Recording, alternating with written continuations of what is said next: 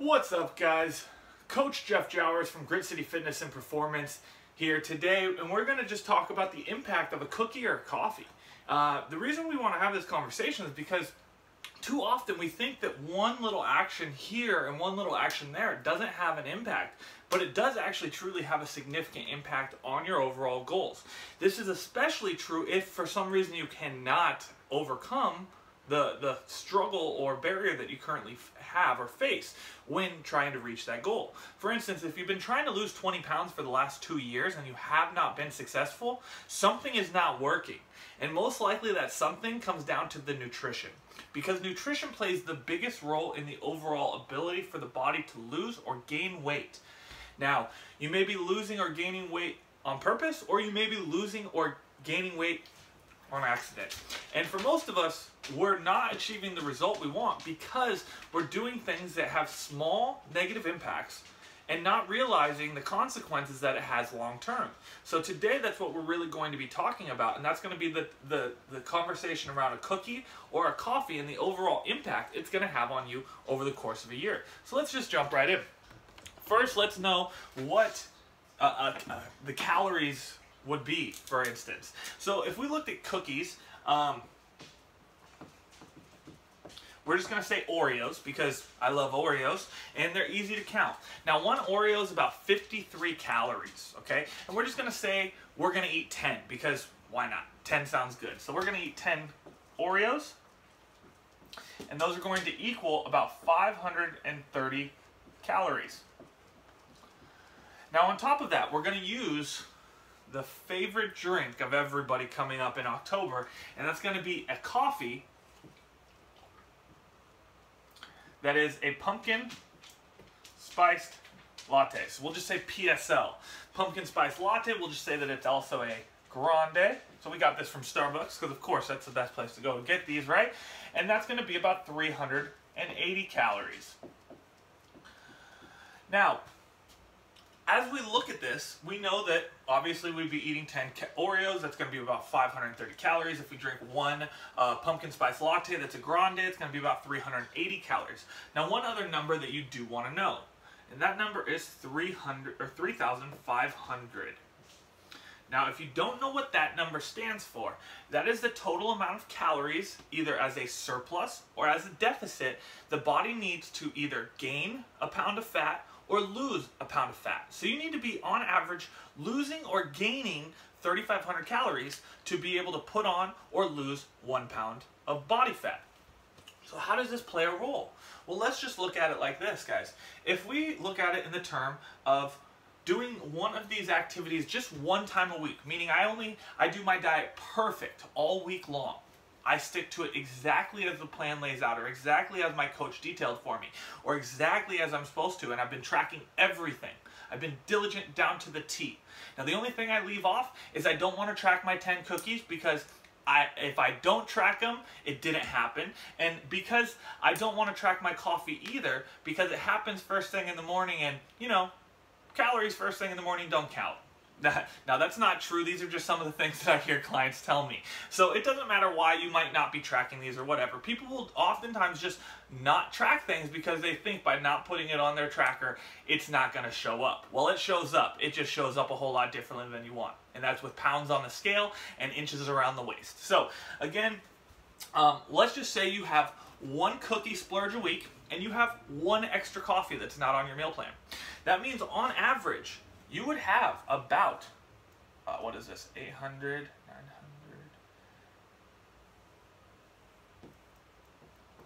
You'd have on average 920 calories excess.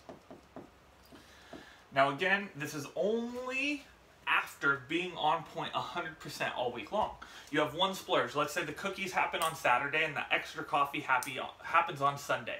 Go to church, you have your coffee. On Friday, you have dinner with the friends and you have cookies after. Okay, cool. So now let's just look at this. What happens over the course of a year?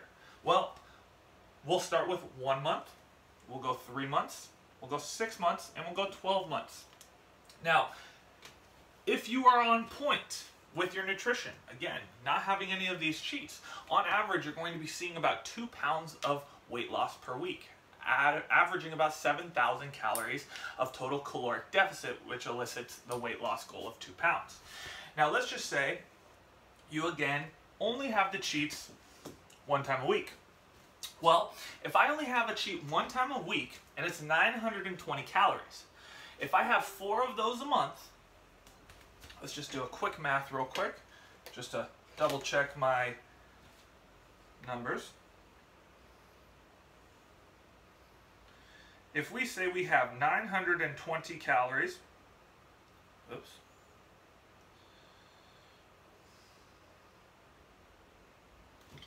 So if we have 920 calories, that's going to be 1,840. 1,840 times 2. 8, 6, 1.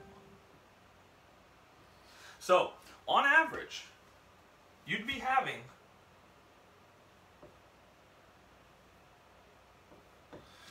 5,360 excess calories per month.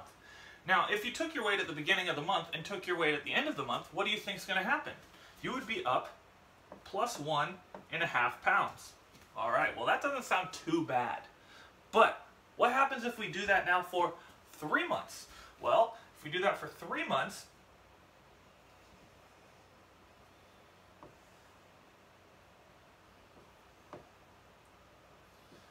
we're now going to be sitting at,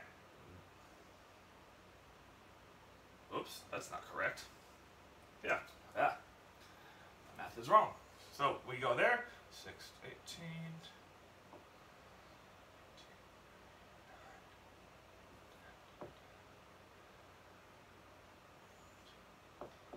So now, if we did that for just 3 months, right, what happens?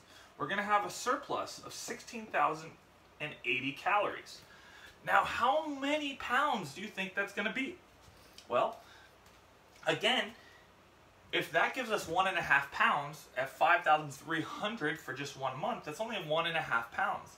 But in the course of 3 months, I've now added almost 4 pounds.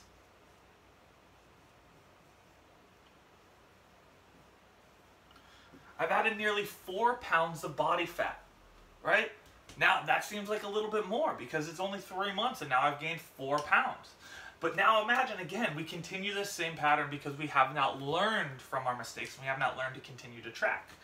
We continue and now we double that. So 16,800, 8, 6, 1, 6, 12, 4. Now we're going to be at 32,160. Now, what number do you think that sounds very close to? This one, 3,500. Now, at month 6, you are close to gaining 10 pounds of body fat. 10 pounds of body fat.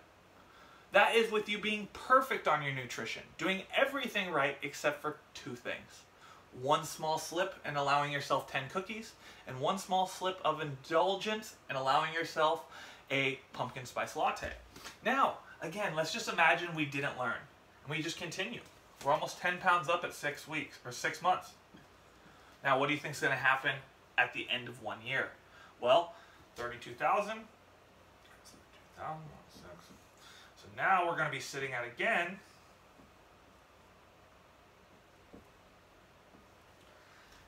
64,320. Now, holy crap, that seems like a lot. And guess what? It is a lot, because now you're almost up 18 pounds. 18 pounds. Now you might be saying, well, 18 pounds is a lot, but I'm not going to get there just by having 1 of those. Yes, you will. Because the truth is, if you let this happen 1 time a week, you're up a surplus. And if you don't learn from it and continue that pattern or behavior, then you're going to be up even more in week or month 3. And you're going to be up even more in month 6 and up even more in month 12. Now, what does this really tell you? It tells you that little things have big impact. So if you've been struggling to lose weight, let's say it is 20 pounds, guess what? The reason you haven't been able to lose it is because of this and this.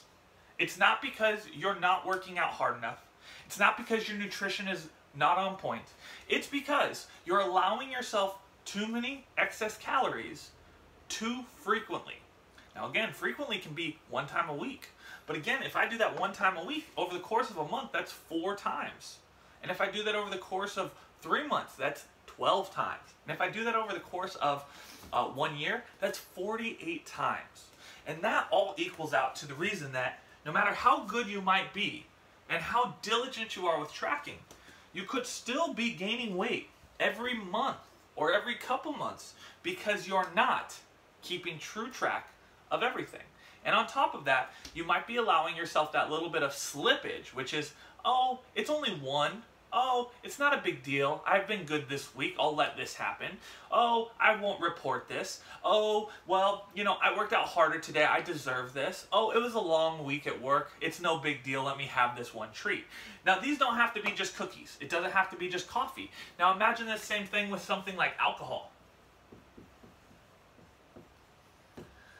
An average shot of alcohol, say vodka, is 70 calories.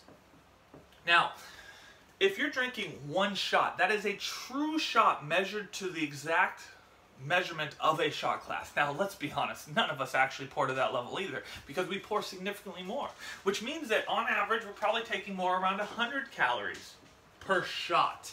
That means if you pour a drink and you pour the equivalent of 3 to 4 shots in that drink, guess what? You're now at close to 300 to 400 calories that you're consuming that you're probably not tracking, or you're probably not remembering, or you're probably not acknowledging.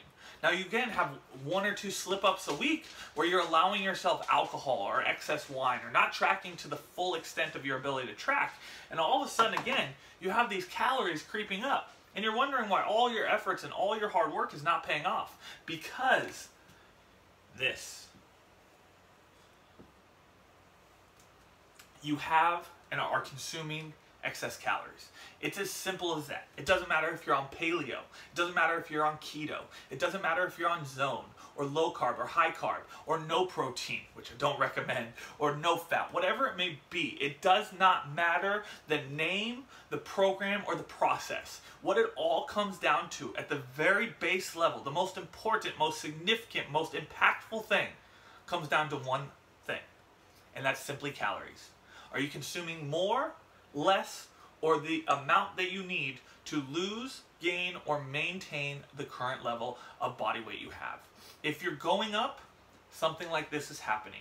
If you're going down, you're consuming less calories than you need, which is ideal. And if you're maintaining the same, that means you're consuming enough calories to maintain the body weight, and you need to make a few small adjustments. Hopefully this makes a lot of sense to you guys, and you can see what the true impact of just something as easy as 10 Oreo cookies a week are, or something like a pumpkin spice latte. The impact that it's going to have, not just on the short term being a week or a month, but the impact it's going to have at week or month 6, at month 12. Again, this is the reason why the human race is currently gaining weight on a year-to-year basis. It's because we're not taking into effect, or into cause and effect, the little things that we're doing. So if you want to see great results, clean up the small things. Start paying attention to the things that you're not tracking or being not diligent about, and see where they may be ruining you or causing negative impact, because 1 month here will end up 12 months down the line, and you're going to be significantly heavier and more frustrated, all because you decided to let yourself slide a couple times here and there.